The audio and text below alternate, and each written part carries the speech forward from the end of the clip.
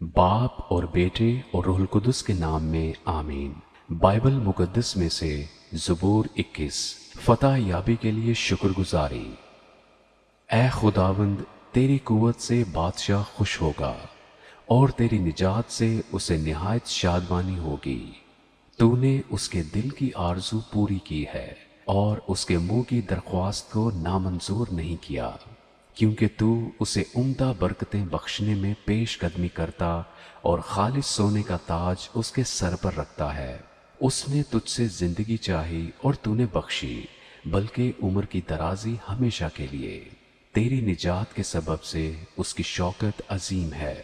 تو اسے حشمت و جلال سے آراستہ کرتا ہے، کیونکہ تو ہمیشہ کے لیے اسے برکتوں سے مالا مال کرتا ہے اور اپنے حضور اسے خوش و خرم رکھتا ہے، کیونکہ بادشاہ کا توکل خداوند پر ہے اور حق تعالیٰ کی شفقت کی بدولت اسے ہرگز جنبش نہ ہوگی۔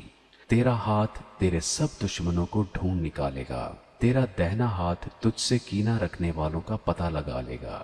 تو اپنے قہر کے وقت ان کو جلتے تندور کی مانند کر دے گا۔ خداوند اپنے غضب میں ان کو نکل جائے گا اور آگ ان کو کھا جائے گی۔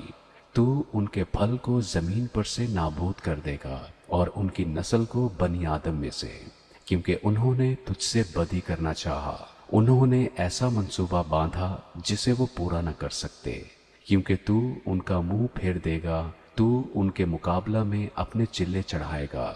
اے خداوند، تو اپنی قوت میں سر بلند ہو اور ہم گا کر تیری قدرت کی ستائش کریں گے۔ آمین۔